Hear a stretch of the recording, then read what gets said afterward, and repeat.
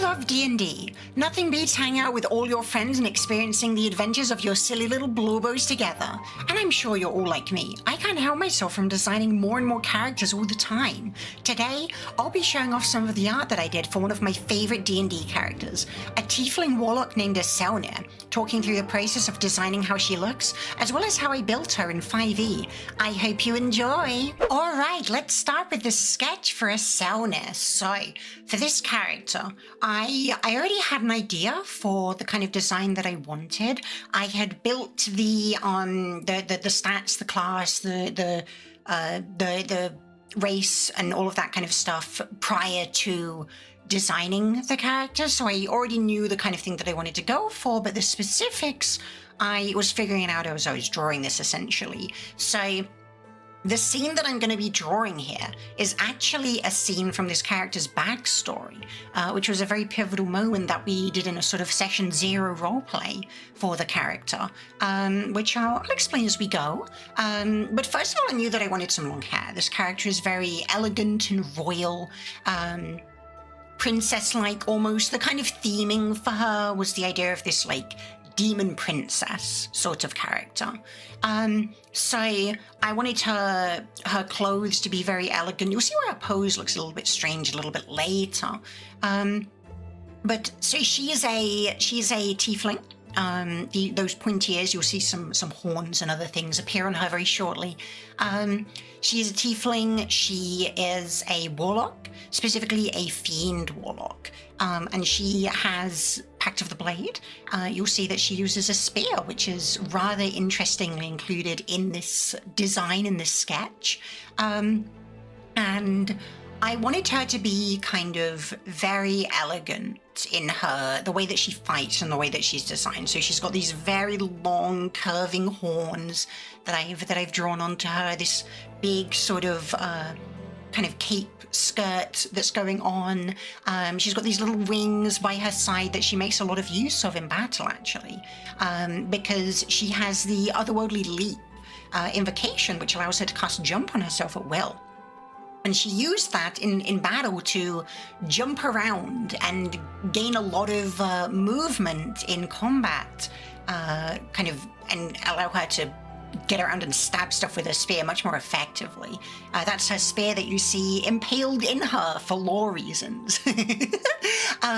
So we're starting with a line art now. That's the sketch of the character, at least. I do have ideas for a background as well.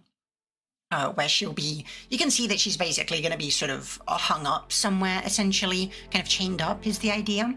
And I wanted to just start with the sketch first. I mean, obviously I'm starting with the sketch first, but I wanted to get some base details down with the sketch, and then I'm refining them a lot now that I'm on the line art stage, like the details, the sort of ridges on the horns, how I draw those, her eye sort of patterns kind of pulled down across her cheeks. That was something that I decided during the line art stage, and specific as well, like how she has very long sort of claw-like fingernails and things like that. This drawing actually has a lot of different color layers, more than I usually have, due to the large amount of sort of overlapping parts that I needed to identify. So you can see that we've got the blue for the body, we've got the green for the clothes, and we've got the pink for the hair, which is my usual. But then we also have this dark sort of purpley blue for the wings and the tail, because I knew those would be overlapping a lot with like the legs and the hair and stuff like that. And then we've got the red for the spear, which is kind of impaled through her. And at this stage, I'm just sort of figuring out again, like I already know that I want this very elegant outfit. She's got these thigh-high boots with heels. She's got this kind of, it's an outfit that's intentionally designed to look like she's really not like inclined for combat, right? She doesn't really wear armor. She's much more suited for kind of, she's a beguiler, right?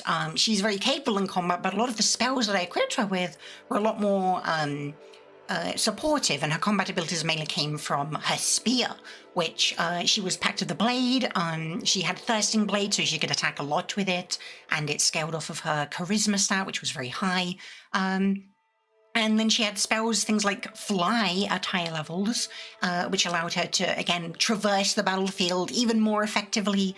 And she also had Misty Step, which let her use, she had Fey Touched, which is what gave her access to Misty Step, and gave her that extra sort of spell slot, because I find that in Warlocks, because of their limited spell slots, feats like Fey Touch that give you these extra spell slots are very, very valuable, because it allows you to use these sort of low-level spells that can be very good for utility reasons without having to worry about like, oh, I don't want to spend like my high-level spell slot on this, right? And that also gave her access to comprehend languages, because I wanted her to be able to very effectively communicate with, and she's very much a party face, and she would talk with a lot of the NPCs that we would come across. You can see here, this is me drawing the background of this idea, this sort of, it's like an ancient hall kind of thing, buried deep underground was the idea, with these big kind of pillars reaching up far into the ceiling, so you can't see.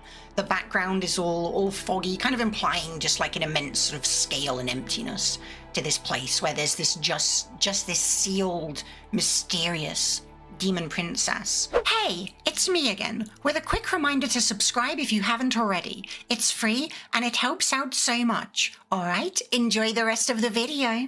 It was a lot of fun doing the perspective on these chains. Chains can be very hard to draw. Chains can be very hard to draw, but I tried my best. I think I did pretty good.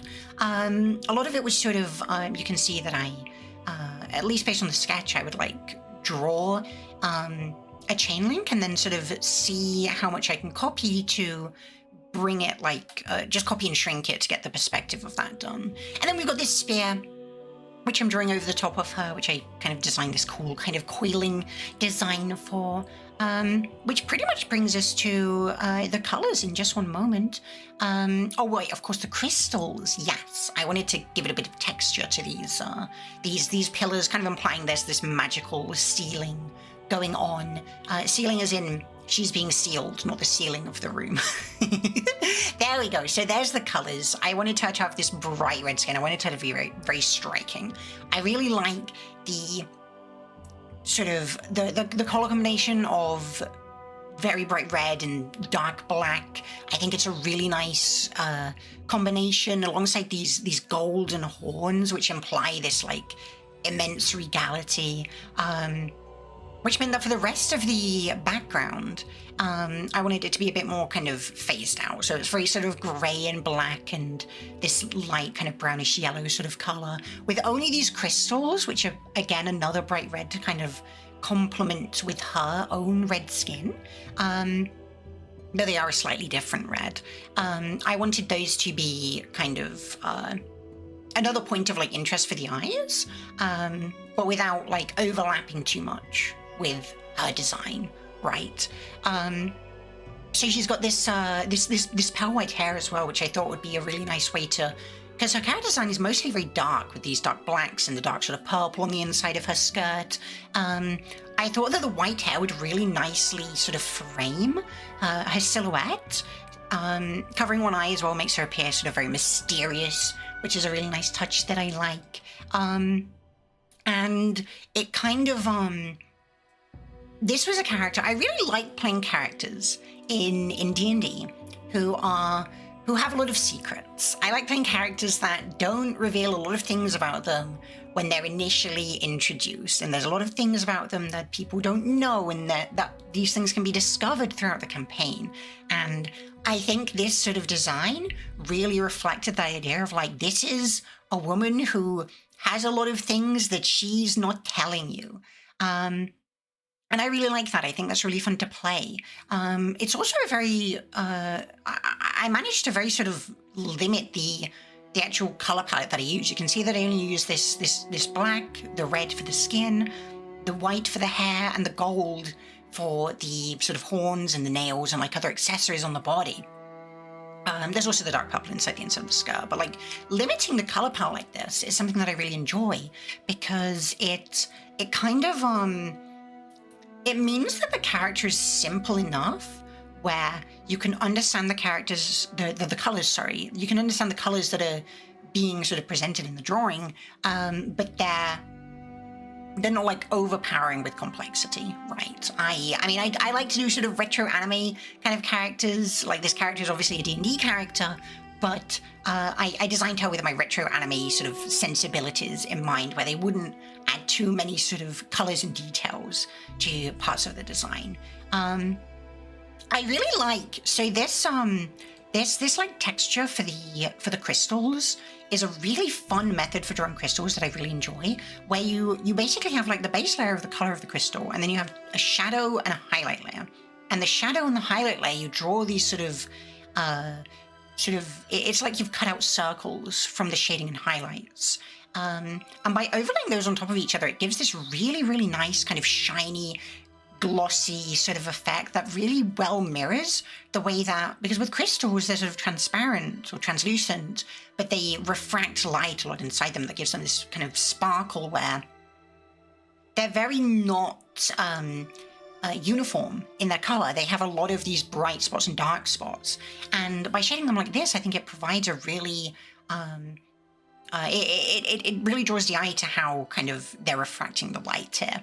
And you can see once I'm done with the shading and stuff on the pillars, I add this really big just shading layer to the whole image, which is because I wanted this to be like in darkness, and these crystals are illuminating the image. So you've got this red glow coming from different spots in the room, as well as from the spear, because you can see the spear has created this sort of crystalline structure where it's pierced her in her stomach. There's a red crystal on the end of her spear as well. And I thought that would be a really nice way to illuminate her and bring her shading like in line with the rest of the image, right? And then this like smoky kind of backdrop as well, where you can see the very clear pattern on the tiles, but it sort of disappears into infinity in the darkness in the background, which again, like the darkness really well shades the white hair, which again in turn frames is the word I'm looking for. The darkness frames her white hair, and the white hair frames her body. And that's a Selnir. I'm really proud of the design of this character. I had so much fun playing as her. In fact, if you want to see her campaign and find out what happened to her, check out the Expanse Enduring YouTube channel, linked in the description. Oh, and check out another one of my art time lapses here. See you next time!